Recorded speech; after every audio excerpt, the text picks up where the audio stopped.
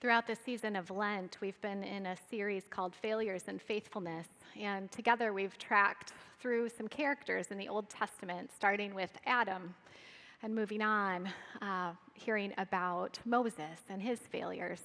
Then we talked about Eli and his failures. Today we come to one of the kings and his failures. We're reading from 1 Kings chapter 12, starting at verse 25, and continuing on through chapter 13, verse 5, page 542 in the Bibles in the pews. We pick up in the middle of the story. Then Jeroboam fortified Shechem in the hill country of Ephraim, and he lived there. From there he went out and built up Peniel. Jeroboam thought to himself, "The kingdom will now likely revert to the house of David. If these people go up to offer sacrifices at the temple of the Lord in Jerusalem, they will again give their allegiance to their lord Rehoboam, the king of Judah. They will kill me and return to King Rehoboam." After seeking advice, the king made 2 golden calves. He said to the people, "It's too much for you to go up to Jerusalem, so here are your gods, Israel, who brought you up out of Egypt." One he set up in Bethel, the other in Dan. And this thing became a sin. The people came to worship the one at Bethel and went as far as Dan to worship the other. Jeroboam built shrines on high places and appointed priests from all sorts of people, even though they were not Levites. He instituted a festival on the 15th day of the 8th month, like the festival held in Judah, and he offered sacrifices on the altar. This he did in Bethel, sacrificing to the calves that he had made. And at Bethel, he also installed priests at the high places he had made. On the 15th day of the 8th month, a month of his own choosing, he offered sacrifices on the altar he had built at Bethel.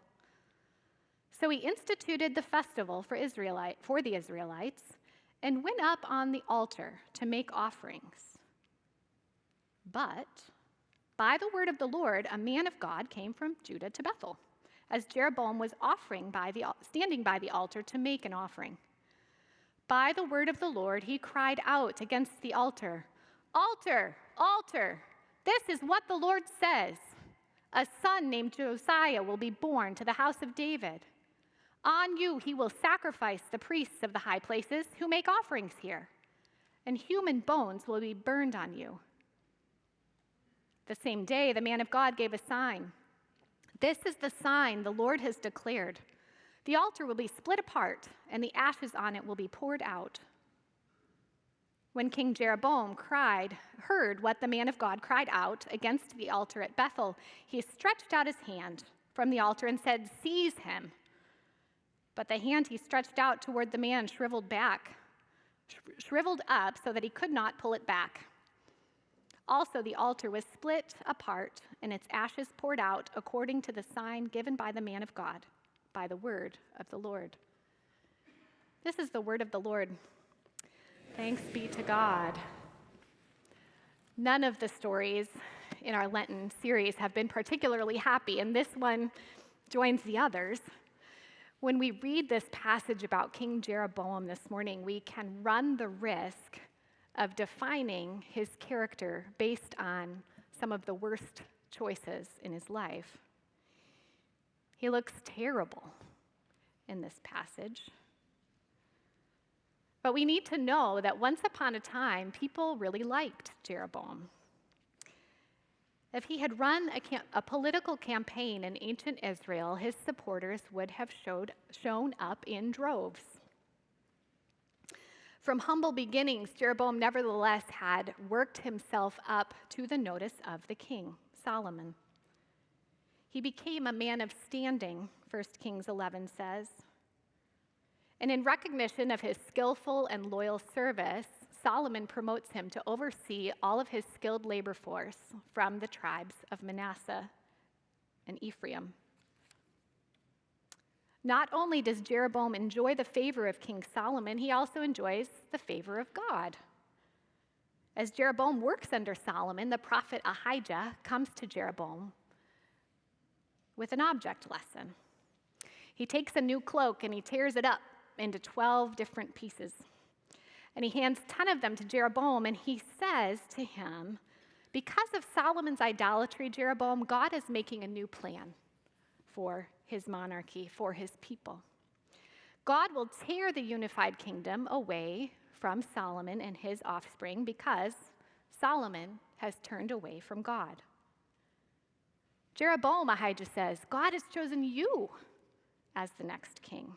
You will rule the 10 tribes of Israel.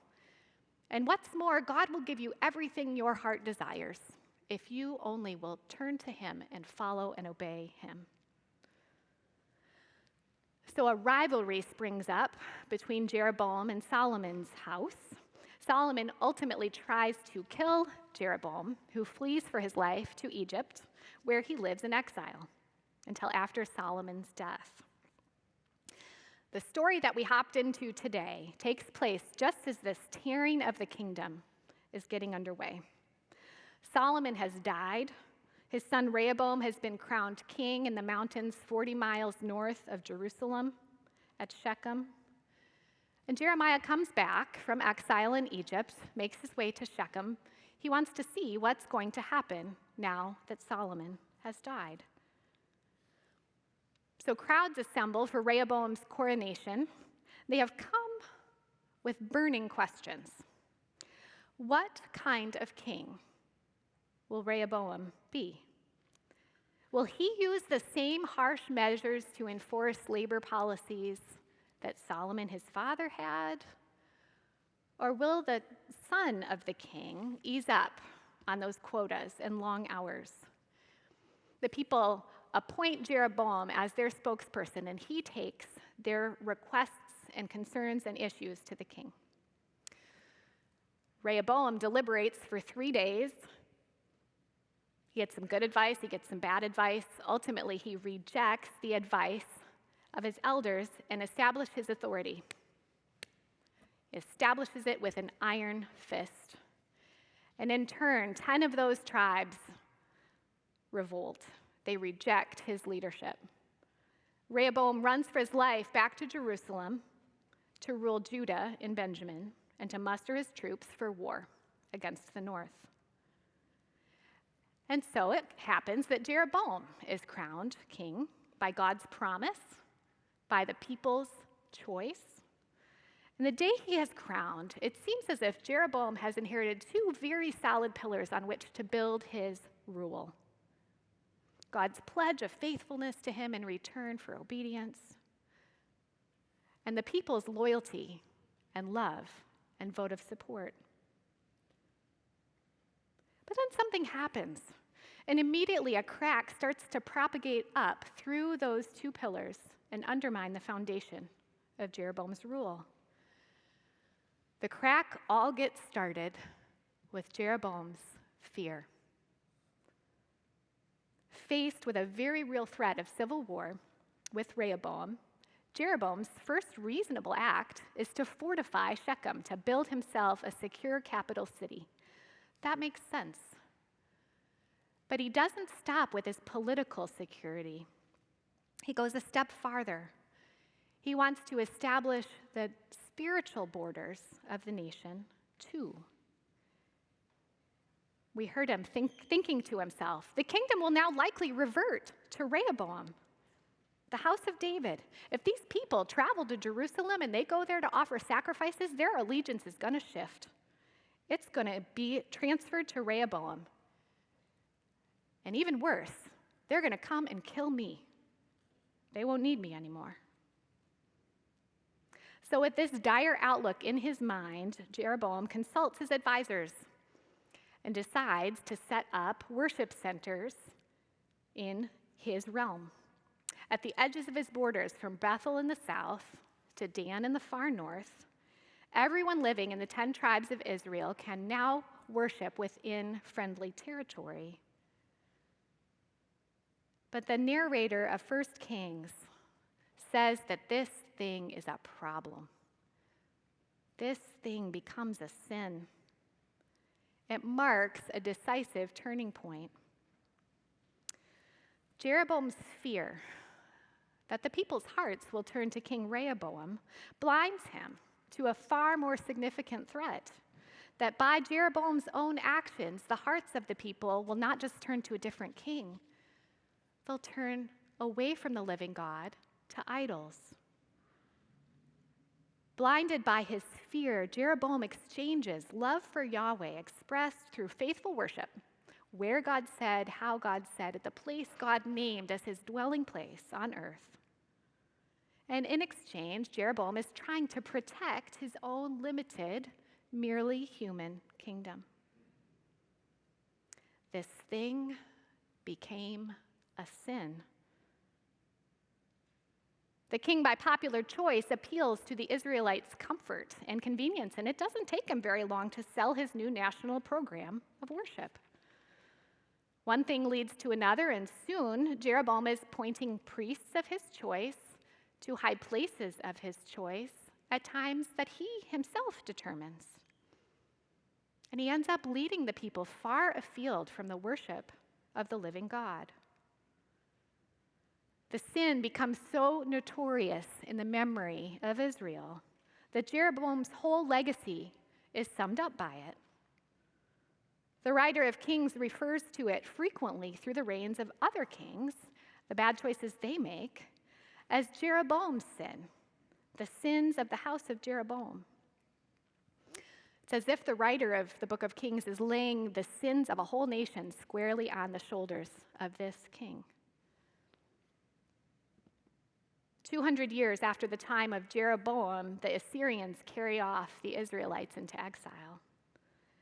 And 2 Kings 17 gives us the reason for that exile. Jeroboam enticed Israel away from following the Lord and caused them to commit a great sin. The Israelites persisted in all the sins of Jeroboam. They did not turn away from them until the Lord removed them from his presence, as he had warned through his servants, the prophets. I would sure like to be remembered if anyone has any reason to remember me 200 years after I have died, not with a legacy like that. It's really hard to imagine that Jeroboam or any leader called and appointed and sent by God would set out and intend to lead a whole group of people away from the living God.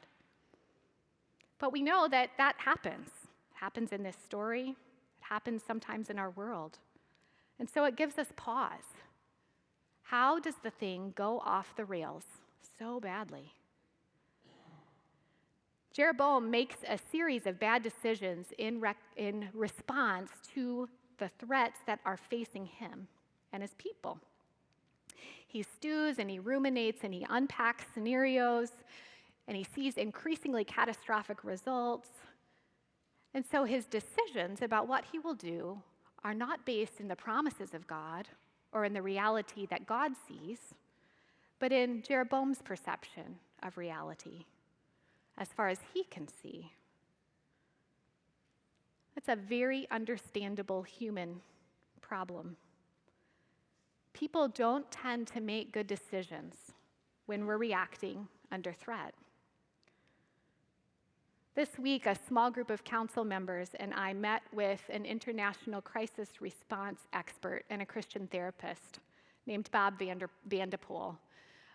Bob works internationally as well as here in the States. When there's a natural disaster or a large-scale tragedy, he goes into town and he sets up crisis response. And we asked him to come to help some of us understand on a human level what happens to people and to communities when we experience ongoing challenges. What factors and habits can help us cope and adapt? And I'm only going to talk about one of the things that we learned that day.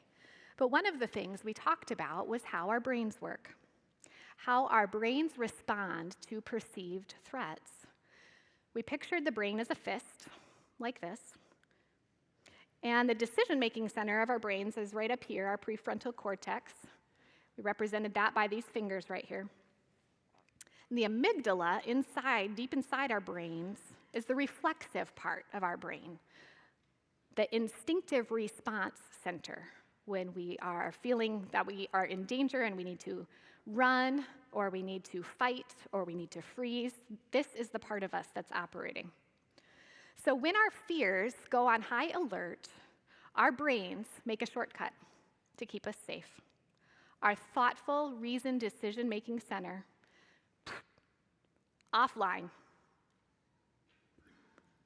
This is really, really helpful if you're in the woods and you need to run quickly away from a bear, or if you're faced with rising floodwaters and you need to get away quickly, that your body would just respond. But it's not so great for many of the run-of-the-mill fears that I encounter. For that, I need this thinking part of me to respond to that other part of my brain, to work together with it. So when we feel anxiety rise and we look around and we see there's no rising water and no bears, we can take a minute and we can breathe. We can invite the Lord's Spirit into that spot. We can slow our reactions down as we see that we aren't in imminent mortal danger. We can start to think a little bit more clearly. Have you ever made a bad decision in a moment of high fear or stress? A decision that ended up leading you away from God? I know that I have. Felt fear, reacted, did something dumb. Words or behaviors that you wish you could take back or released into the world and sometimes take on a life of their own. Sometimes we live to really regret the effects of moments like that. And so I wonder if that's where Jeroboam's bad choices got started.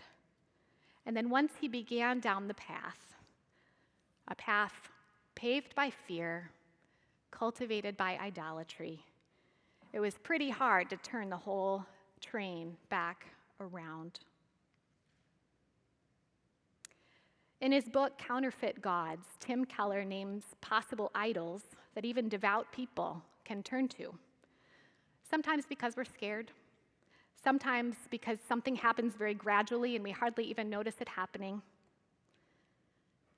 Keller writes this: an idol is something that we look to for things that only God can give. Idolatry functions widely inside religious communities when doctrinal truth is elevated to the position of a false god. This occurs when people rely on the rightness of their doctrine for their standing with God, rather than on God himself and his grace.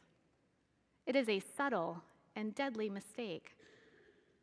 Making an idol out of doctrinal accuracy, ministry success, or moral rectitude leads us to constant internal conflict, arrogance and self-righteousness, and oppression of those whose views differ. What idols call out to us when we get scared? Control, passivity when we might have some agency, the pursuit of security, peace at any price. Something tugs at all of our hearts for allegiance, but nothing but God is strong enough to bear the pressure of that weight.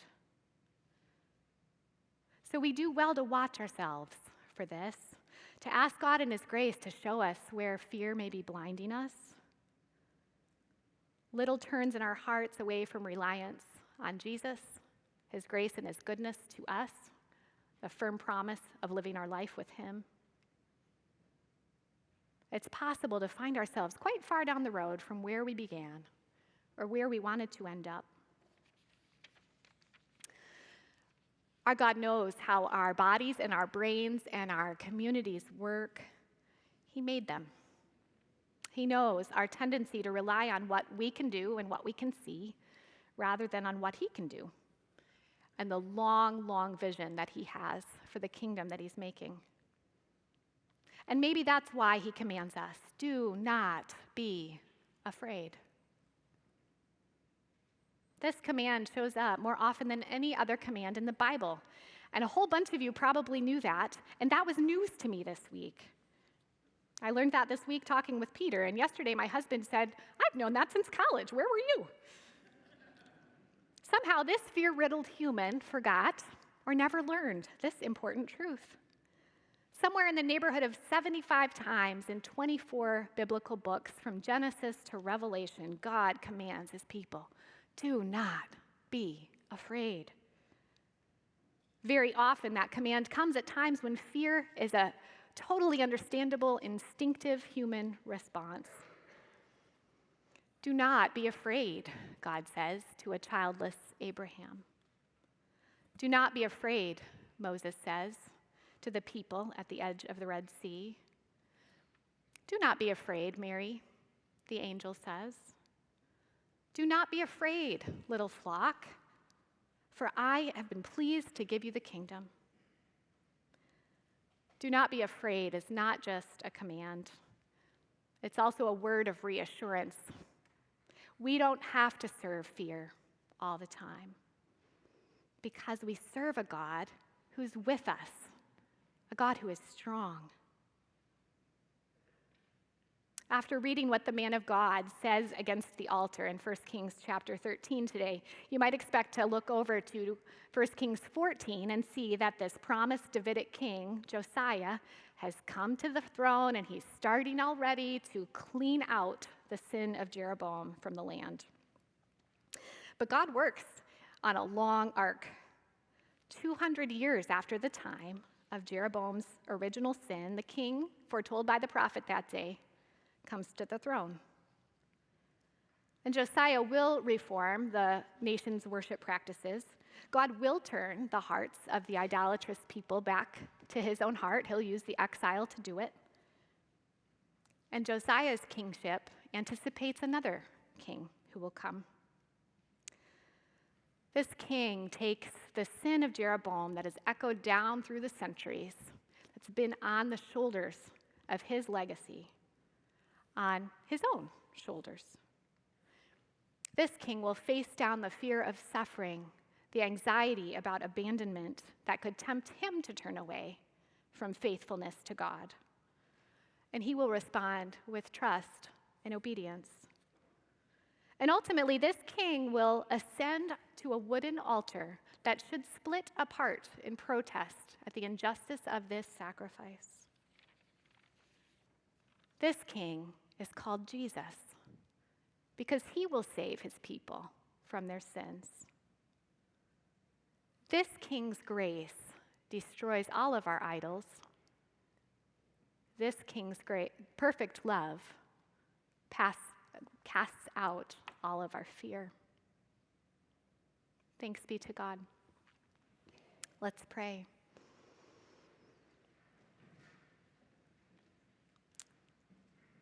Lord our God, in a strange way, it's reassuring to look back on the people that have been a part of your story throughout history, to be reminded that we're in good company when we feel like we don't measure up.